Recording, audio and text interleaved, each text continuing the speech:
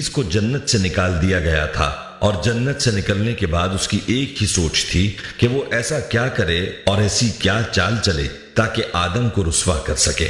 ایک روز اس نے دیکھا کہ جنت کے تمام دروازے بند ہیں اور مور اور سانپ کھڑے ہیں۔ ابلیس نے ان کو دیکھا تو اس کا ذہن جاگ اٹھا، کیونکہ اس کے دل میں آدم کے لیے بڑا زہر بھرا ہوا تھا۔ ابلیس فوراً جنت کے دروازے پر کھڑے مور کے پاس پہنچا اور بڑے ہی ہمدردانہ لہجے میں کہنے لگا، بہت جلد تمہیں بھی جنت سے نکال لیا جائے گا اور آدم کو بھی جنت سے نکال دیا جائے گا۔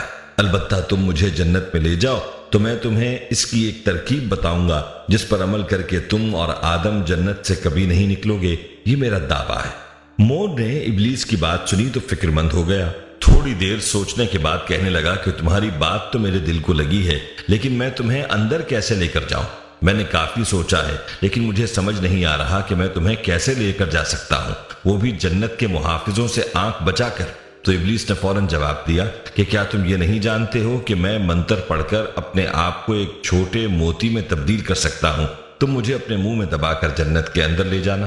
یہ کہہ کر ابلیس نے منتر پڑھا اور اپنے آپ کو ایک چھوٹے سے موتی میں بدل دیا تو مور نے ابلیس کو اپنے منہ میں رکھ لیا اور جنت میں داخل ہوا۔ یوں ابلیس ملعون مور کی مدد سے جنت میں داخل ہو گیا۔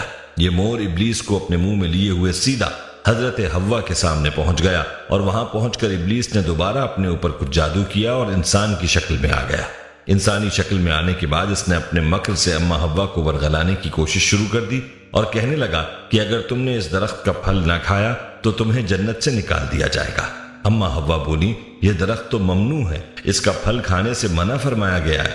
ابلیس دوبارہ بولا کہ اس درخت کا پھل نہ کھایا گیا تو جنت سے نکال دیا جائے گا، تمہیں بھی اور آدم کو بھی۔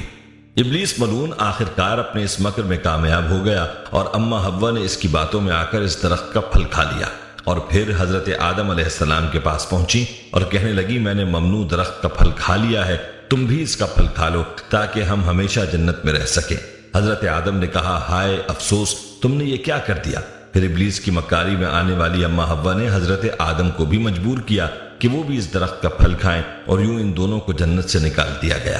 مور جو کہ اپنے منہ میں ابلیس ملعون کو لے کر جنت میں داخل ہوا تھا، وہ یہ سب دیکھ رہا تھا اور یوں مور اور اس کا ساتھ دینے والے سانپ کو بھی جنت سے بے دخل کر دیا گیا۔ یوں حضرت آدم، اما حوا، مور اور سانپ آسمانوں کی جنت سے اتر کر زمین پر آ گئے۔ دوستو، اب سوال یہ ہے کہ زمین پر حضرت آدم اور حوا کے آنے سے پہلے کیا تھا؟ کون سی مخلوق تھی اور جنت کس کے لیے بنائی گئی تھی؟ اور زمین و آسمان کی تخلیق کی برکت سے ہونے والی دعا میں شامل ہونے کے لیے اپنا نام کامنٹ سیکشن میں ضرور لکھیں اور ہماری درود پاک کی محفل کا حصہ بنیں۔ دوستو، یاد رہے کہ جو پھل ممنوع تھا اس کے بارے میں کہا جاتا ہے کہ وہ گندم تھا، اور اسی گندم کو پھر انسان کی خوراک بنا دیا گیا اور اسی گندم کی اب زمین پر انسان کو طلب رہتی ہے۔ اور جہاں تک بات ہے مور کی، تو مور اب بھی ایک دل فریب پرندہ ہے کہ جو بھی اس کی چمک دمک میں مگن ہوتا ہے تو وہ سب بھول جاتا ہے، جیسا کہ اما حوا کو ابلیس نے مور کے ساتھ مل کر بھلایا تھا۔ یاد رہے کہ آدم، حوا اور مور اور سانپ کو ایک ساتھ زمین پر اتارا گیا تھا اور اس وقت یہ زمین بچھی ہوئی تھی۔ لیکن سوال یہ ہے کہ زمین پر پہلے کیا تھا؟ تو یاد رہے کہ اللہ تعالیٰ ارشاد فرماتا ہے کہ ہم نے زمینوں اور آسمانوں کو 6 دنوں میں تخلیق کیا ہے، اور ایک جگہ ارشاد ہے کہ اس زمین پر پہلے کچھ بھی نہیں تھا سوائے پانی کے۔ تو دوستو، معلوم ہوا کہ اس زمین پر پہلے پانی کے علاوہ کچھ بھی نہیں تھا، اس زمین پر پانی ہی پانی تھا، اور پھر اللہ تعالیٰ نے اس پانی پر زمین کو بچھایا۔ اور تفاسیر میں یہ بات بھی ملتی ہے کہ جب پانی پر اللہ تعالیٰ نے زمین کو بچھایا تو یہ زمین ہل رہی تھی، تو اللہ تعالیٰ نے اس زمین کے اوپر پہاڑوں کو گاڑ دیا جس سے یہ زمین ٹک گئی۔ دوستو، یاد رہے کہ پانی ہی وہ چیز ہے جس سے اللہ تعالیٰ نے مختلف قسم کی مخلوقات کو پیدا فرمایا، اور پانی کو اللہ نے زندگی کی بنیاد بنایا۔ اور کہتے ہیں کہ آدم سے پہلے آسمان بھی نہ تھے، تو اللہ تعالیٰ نے صرف 2 دنوں میں 7 آسمانوں کو بنایا۔ ان آسمانوں کی جگہ پر دھواں ہی دھواں تھا، کچھ نہ تھا، ہر طرف دھواں تھا، اور پھر اللہ تعالیٰ نے اس دھوئیں سے آسمان بنائے، اور صرف 2 دن میں اللہ تعالیٰ نے 7 آسمان تخلیق فرمائے۔ اور جب آسمان دنیا اللہ تعالیٰ نے بنایا تو اللہ تعالیٰ فرماتا ہے کہ ہم نے اس میں ستاروں کی مانند چراغ روشن کر دیے، یعنی آسمان دنیا میں اللہ تعالیٰ نے ستارے پیدا فرمائے جو رات کو چمکتے ہیں۔ یاد رہے کہ اللہ تعالیٰ نے 4 دنوں میں زمین اور اس کا سارا نظام بنایا، یہ پہاڑ، یہ جنگل، دریا اور سمندر اور صحرا اور میدان۔ یہ سب اللہ تعالیٰ نے اپنے حکم سے صرف 4 دنوں میں تخلیق کیا، اور پھر اللہ نے آسمانوں سے بارش برسائی اور اپنے حکم سے زمین کے اوپر طرح طرح کے درخت اور پودے اور سبزہ اگا دیا۔ دوستو، معلوم ہوا کہ جب آدم نہ تھے تو تب بھی یہ کائنات تھی۔ جب آدم کو اللہ تعالیٰ نے تخلیق کرنے کا ارادہ فرمایا تو اللہ تعالیٰ نے اس کائنات کو ترتیب دیا اور اس کائنات کو پیدا فرمایا، اور جب آدم علیہ السلام کو پیدا فرمایا تو اللہ تعالیٰ نے پہلے تو ان کو جنت میں رکھا، اور پھر ابلیس ملعون کے مکر کی وجہ سے حضرت آدم کو جنت سے نکالنا پڑا تو اللہ تعالیٰ نے ان کو اس زمین کے اوپر بھیجا، اور یہی اللہ کی منشا تھی۔